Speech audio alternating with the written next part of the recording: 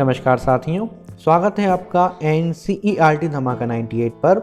And आज की इस वीडियो में हम अध्ययन करने जा रहे हैं क्लास 7 संस्कृत के प्रथम पाठ जिसका नाम है सुभाषितानी। और अगर आप इस पूरी वीडियो में अंत तक बने रहें तो हमारी 100% गारंटी है कि आपको इस चैप्टर के रिवीजन की ज़रूरत अपनी पूरी लाइफ में कभी भी नहीं पड़ने वाली है और ना ही आप कभी इस चैप्टर को भूलने वाले हो, क्योंकि इससे संबंधित जितने भी हमारे संस्कृत के वर्ड होंगे उनको हम शुद्ध हिंदी भाषा में कन्वर्ट करके समझने वाले हैं। आगे बढ़ने से पहले ये जो हमारे चैप्टर का नाम है सुभाषितानी, उसका हिंदी में क्या अर्थ होता है वो भी हम यहाँ पर समझेंगे। सु का अर्थ होता है मधुर और भाषितानी का अर्थ होता है हमारे वचन, यानी मधुर वचन, अच्छे वचन। तो चलिए स्टार्ट करते हैं पाठ के श्लोकों को।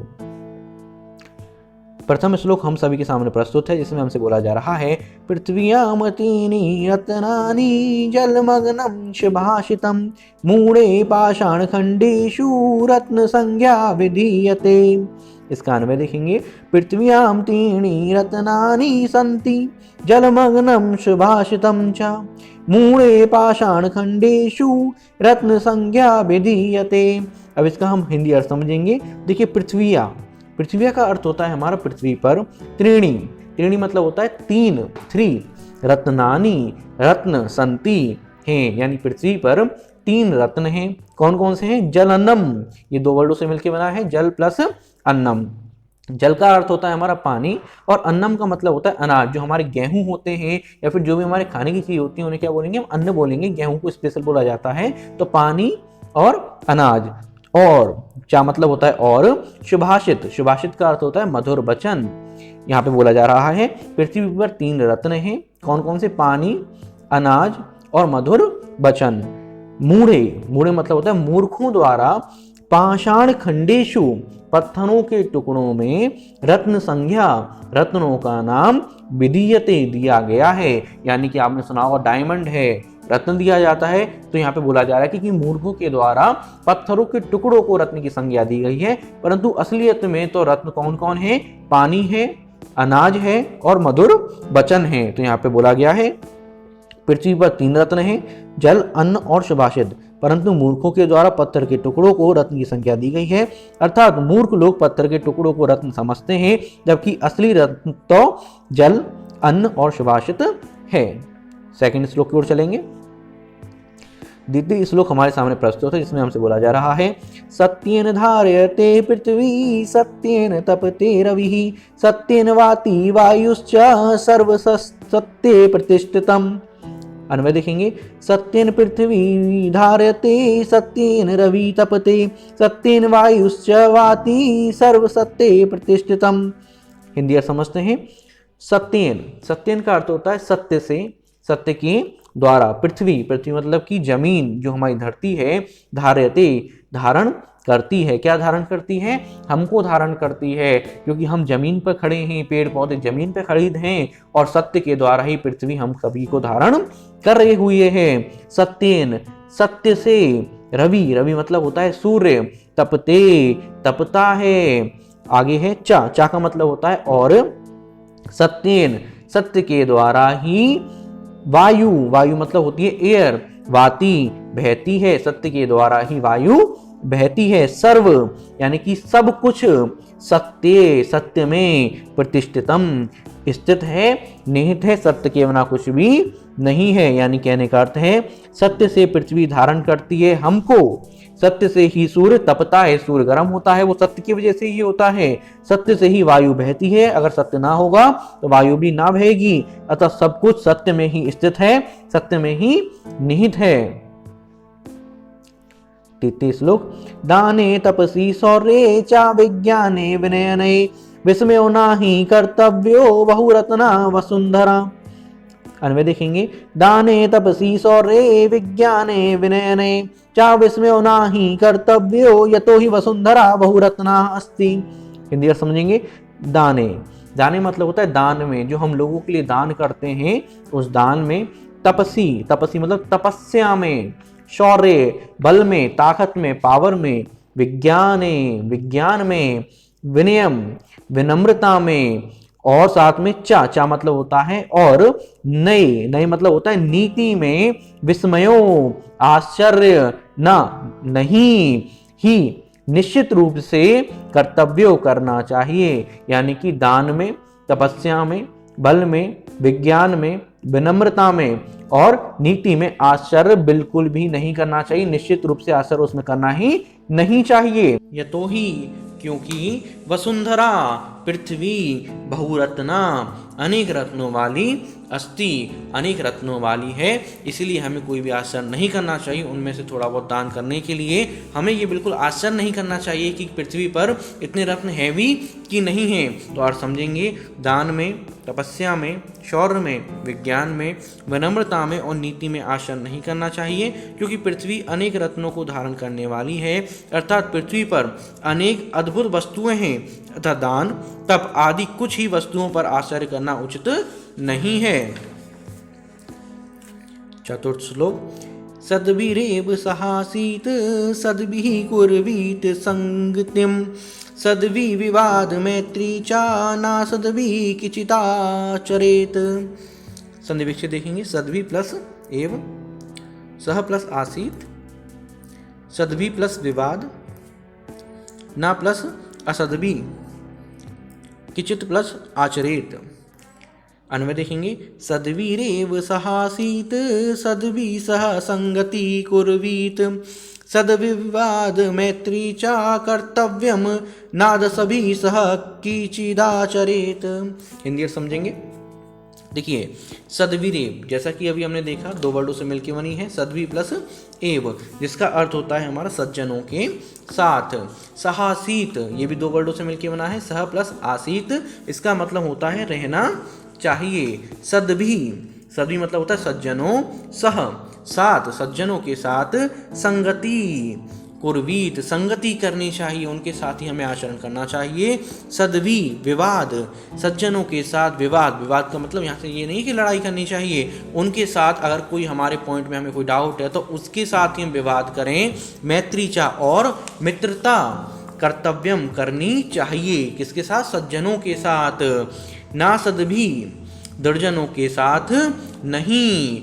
किचिचा चरित, कुछ भी आचरण व्यवहार करना चाहिए, यानी जो करना है सज्जनों के साथ ही करना चाहिए, दुर्जनों के साथ हमें कोई भी आचरण किसी भी प्रकार का नहीं करना चाहिए, या फिर मैत्री या विवाद कुछ भी हमें नहीं करना चाहिए। तो अर्थ यहाँ पे दिया गया है, हमें सज्जनों के साथ ही बैठना रहना चाहिए, सज्जनों के साथ ही संगति करनी चाहिए, सज्जनों के साथ ही विवाद और मित्रता करनी चाहिए, दुर्जनों के साथ बिल्कुल भी व्यवहार नहीं करना चाहिए।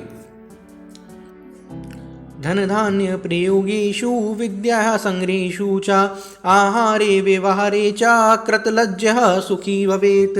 अन्वय, धन धान्य प्रयोगेषु विद्या संग्रहेषु च आहारे व्यवहारे च कृतलज्जः सुखी भवेत्। हिंदी अर्थ समझेंगे इसका। धन धान्य प्रयोगेषु, धन और धान्य के प्रयोग में, यानी कि अनाज के लेन देन में और धन के लेन देन में, विद्यायः, विद्या के, संग्रहेषु, संग्रह में, विद्या ग्रहण करने में, चा मतलब होता है और, आहारे, भोजन करने में, व्यवहारे चा, और व्यवहार करने में, कृतलज्ज, संकोच त्यागने वाला व्यक्ति, सुखी भवे, सुखी रहता है। कहने का अर्थ है, धन धान्य के प्रयोग में, यानी कि अगर हम पैसों के लेन देन में हम संकोच करेंगे तो हमें पैसों का घाटा होगा, अगर हम अनाज के लेन देन में क्या करेंगे, संकोच करेंगे, तब भी हमें घाटा होगा। विद्या के संग्रह में संकोच करेंगे तो हमें विद्या नहीं मिल पाएगी। आहार, भोजन के करने में अगर हम संकोच करेंगे तो हम भूखे रह जाएंगे। व्यवहार में अगर हम संकोच करेंगे तो लोगों से हमारे रिश्ते खराब हो जाएंगे। तो इन चीज़ों में कभी भी हमें संकोच नहीं करना चाहिए, और जो संकोच नहीं करता वही व्यक्ति सुखी रह सकता है। क्षमा वशीकृत लोके क्षमाया किम न साध्यते शांति खंडक करे यस्य किम करिष्यति दुर्जनः। अन्वय देखेंगे, क्षमा वशीकृत लोके क्षमया किम न साध्यते यस्य करे शांति खंडक अस्ति दुर्जन तस्य की करिष्यति, अर्थात किमपि न। हिंदी अर्थ समझते हैं।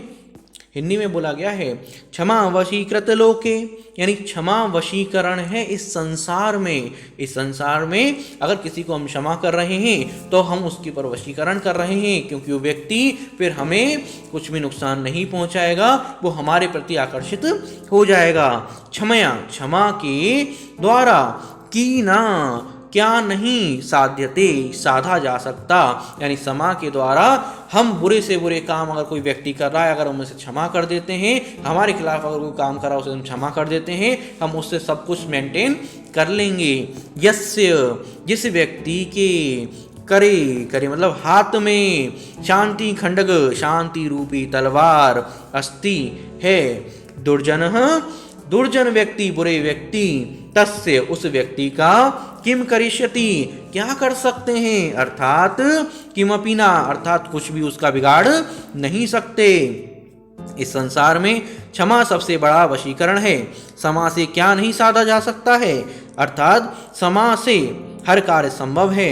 जिस व्यक्ति के हाथ में शांति रूपी तलवार है, अर्थात जो व्यक्ति शांत रहता है, दुर्जन उसका क्या कर सकते हैं, अर्थात दुर्जन उसका कुछ नहीं बिगाड़ सकते।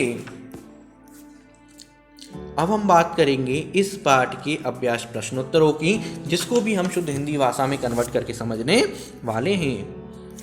पहला प्रश्न है हमारे यहाँ पर, सर्वान श्लोकान स्वसर गायन, यानी सभी श्लोकों का स्वसर गायन कीजिए। तो जैसा कि अभी हमने यहाँ पर गायन किया था, उसी प्रकार से आप कीजिए। तो ये काम तो आपको स्वयं ही करना होगा, क्योंकि गायन तो आप ही करोगे। इसके बाद है, यथा योग्य श्लोकाशान मेलियत, यानी कि श्लोकांशों का सही अर्थ से मेल कीजिए। जैसे कि धन धान्य प्रयोगेशु, तो जैसा कि हमने देखा था, धन धान्य प्रयोगेशु के आगे क्या था, विद्याया संग्रेशु चा। उसी प्रकार विस्मयो न ही कर्तव्य बहुरत्ना वसुंधरा, सत्येन धार्यते पृथ्वी सत्येन तपते रवि, सद्विवाद मैत्री चा ना सदभि किचिदा चरित, आहारे व्यवहारे चा कृतलज्ज सुखी भवेत। प्रश्न नंबर 3 है, एक पदेन उत्तरतः, यानी एक शब्द में उत्तर लिखिए। तो पहला है हमारे सामने, पृथ्व्या कृति रत्नानी, यानी पृथ्वी पर कितने रत्न हैं, कृति मतलब कितने, रत्नानी रत्न हैं, कौन कौन से हैं, 3 हैं, त्रीणी यानी 3 रत्न हैं, कौन कौन से हैं, जल है, अन्न है और शुभाषित यानी कि मधुर वचन है। प्रश्न नंबर का, मूढ़े कुत्र रत संख्या विधीयते, मूर्खों के द्वारा कुत्र, कुत्र मतलब कि कहाँ, रत्न संज्ञा, रत्नों की संज्ञा, विधीयते दी गई है।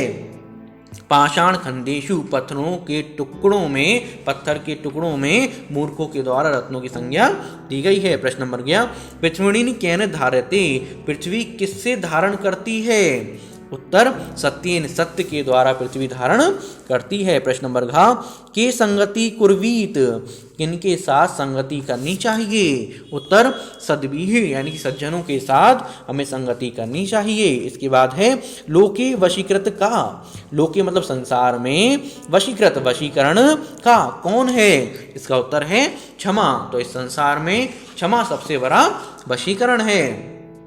प्रश्न 4 बोला गया है, रेखांकित पदानी अधिकृत प्रश्न निर्माण कुरुत, यानी दिए गए रेखांकित शब्दों के आधार पर प्रश्न निर्माण कीजिए। तो पहला है, सत्येन वाति वायु, सत्येन, सत्य मतलब सत्य से, वाति वायु बहती है, वायु यानी सत्य से वायु बहती है। तो यहाँ पे प्रश्न है हमारा कि किससे वायु बहती है, यहाँ पे सत्य से बोला गया यानी उत्तर दे रखा है, तो हमारा प्रश्न बनेगा किससे वायु रहती है। अगर हम इसको देखें तो ये तृतीय विभक्ति एक वचन है, और इस वजह से हम यहाँ पर लिखेंगे केन वाति वायु, यानी किससे वायु बहती है। इसके बाद है, सद्वी एव सहासीत, सज्जनों के साथ ही रहना चाहिए। और अगर हम इसकी बात करें, ये तृतीय व्यक्ति बहुवचन है, तो हम यहाँ पे लिखेंगे के एव सहासीत, किनके साथ रहना चाहिए।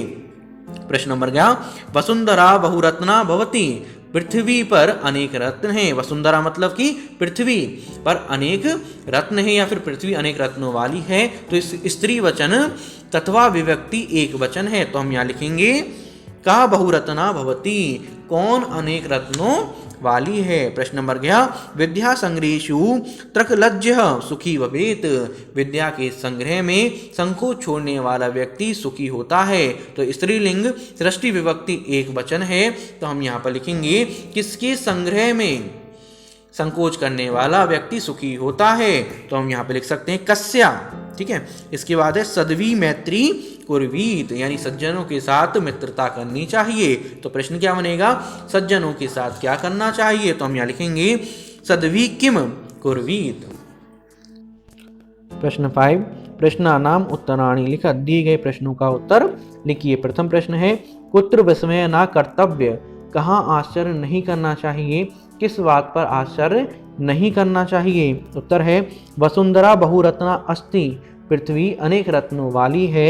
अत्र विस्मय न कर्तव्य, इस बात पर आश्चर्य नहीं करना चाहिए। प्रश्न नंबर का है पृथ्व्याम त्रीणि रत्नानि कानि, पृथ्वी पर 3 रत्न कौन कौन से हैं। उत्तर है पृथ्व्याम त्रीणि रत्नानि जलम अन्नम सुभाषितम च सन्ति, यानी पृथ्वी पर 3 रत्न पानी, अन्य चा मतलब कि और, सुभाषितम मधुर वचन हैं। इसके बाद है त्रैक्रलज्जः कुत्र सुखी भवेत, संकोच छोड़ने वाला व्यक्ति कहाँ सुखी होता है, अर्थात किन किन बातों में संकोच छोड़ना व्यक्ति के लिए फायदेमंद होता है।